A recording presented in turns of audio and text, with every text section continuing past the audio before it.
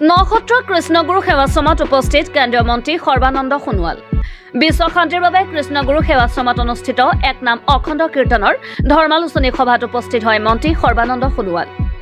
31 জানুৱাৰীৰ পৰা কৃষ্ণগুৰু সেৱাশ্ৰমত চলি থকা 12 দিনীয়া কৃষ্ণগুৰু এক নাম অখণ্ড কীৰ্তনত আজি নৱম দিনত উপস্থিত হয় কেন্দ্ৰীয় মন্ত্ৰী সৰ্বানন্দ সোণোৱাল। কৃষ্ণগুৰু সেৱাশ্ৰমৰ একান্ত ভকত সৰ্বানন্দ সোণোৱালে আজি আবেলি কৃষ্ণগুৰু সেৱাশ্ৰমত উপস্থিত হৈ সুবৰ্ণকুৰত প্ৰৱেশ কৰে। ৰাজ্যৰ মংগলৰ বাবে শান্তিৰ বাবে সৰ্বানন্দ সোণোৱালে সুবৰ্ণকুৰত প্ৰমত বহে। কীৰ্তনঘৰত সেৱা আৰু গুৰুজনৰ আশীষ গ্ৰহণ কৰে আৰু সেৱাশ্ৰমখনত উপস্থিত হৈ ৰাইজৰ মংগল কামনা কৰে মন্ত্ৰীগৰাকীয়ে। এইদৰে কৃষ্ণগুৰু এক নাম জপ কৰি সৰ্বানন্দ সোণোৱালে কৃষ্ণগুৰু সেৱাশ্ৰমৰ গুৰুগৃহত প্ৰৱেশ কৰি আধ্যাত্মিক গুৰু কৃষ্ণ প্ৰেমানন্দ প্ৰভুক ভক্তি মাতৃ কুন্তলা পাটোৱাৰী গোস্বামীক সাক্ষাৎ কৰাৰ পিছত আশ্ৰয় শিবিৰত ভক্তসকলৰ লগত ধৰ্মালোচনী সভাত মিলিত হয় সৰ্বানন্দ সোণোৱালে। সভাত অংশগ্ৰহণ কৰি মন্ত্ৰী সৰ্বানন্দ সোণোৱালে কয়, এই কীৰ্তনে মানৱ সমাজক শান্তি দিব, প্ৰগতি দিব। মানৱ সমাজৰ মন শক্তিশালী হ'বলৈ এনেধৰণৰ নাম কীৰ্তনৰ প্ৰয়োজন। মানুহৰ মাজত হাঁহি বিৰিঙিব এনেধৰণৰ কাৰ্যৰ জৰিয়তে।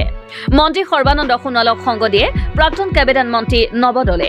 দিল্লী নিৰ্বাচন সন্দৰ্ভতো মন্তব্য প্ৰদান কৰি মন্ত্ৰী সৰ্বানন্দ সোণোৱালে কয়, নৰেন্দ্ৰ মোদীৰ লগতে বিজেপিৰ নিৰ্বাচনী প্ৰচাৰকসকলৰ বাবে দিল্লীত ভাল ফলাফল দেখুৱাবলৈ সক্ষম হৈছে, যাৰ বাবে সকলোকে ধন্যবাদ জনাইছো। ইমান আনন্দৰে ইমান আন্তৰিকতাৰে অংশগ্ৰহণ কৰিছে আৰু ইয়াত কৃষ্ণগুৰু নামৰ যিটো ধ্বনি কীৰ্তন ঘৰত আপোনালোকে সকলোৱে দেখিলে, ভকতসকলে শ্ৰদ্ধা ভক্তিৰে অংশগ্ৰহণ কৰিছে। গতিকে আনন্দমুখৰ ইয়াত যিটো মানৱীয় পৰিস্থিতি গঢ় লৈ উঠিছে, এই পৰিস্থিতিয়ে নিশ্চিতভাৱে গোটেই ৰাজ্যখনৰ লগতে ভাৰতবৰ্ষৰ জনতাক, বিশ্বৰ জনতাক শান্তি দিব আৰু শান্তিৰ প্ৰাপ্তিৰ বাবে এই পালন।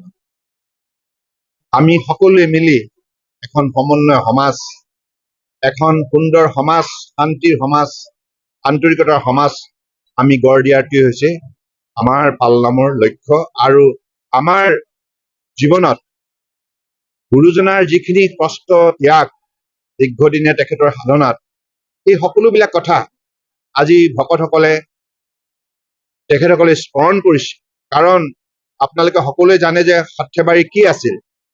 আজি প্ৰায় 84-87 সময়ত আৰু বৰ্তমান ইমান সুন্দৰভাৱে বিশ্ববিদ্যালয়, কলেজ, স্কুল আৰু অনুষ্ঠান প্ৰতিষ্ঠান গঢ় লৈ উঠিছে। আৰু সমগ্ৰ ভাৰতবৰ্ষতে এই আশ্ৰমৰ যিখিনি উল্লেখযোগ্য অৱদান, শিক্ষাৰ ক্ষেত্ৰত হওক, আমাৰ স্কিল ডেভেলপমেণ্টৰ ক্ষেত্ৰতে হওক বা প্ৰযুক্তিৰ ক্ষেত্ৰতে হওক, এই সকলো ক্ষেত্ৰতেই আজি আশ্ৰমখনে আধ্যাত্মিকভাৱে সমাজক প্ৰাণৱন্ত কৰি তোলাৰ বাবে যি প্ৰয়াস কৰিছে, ভকতসকলে ঐক্যবদ্ধ হৈ সেয়া শলাগ ল'বই লাগিব।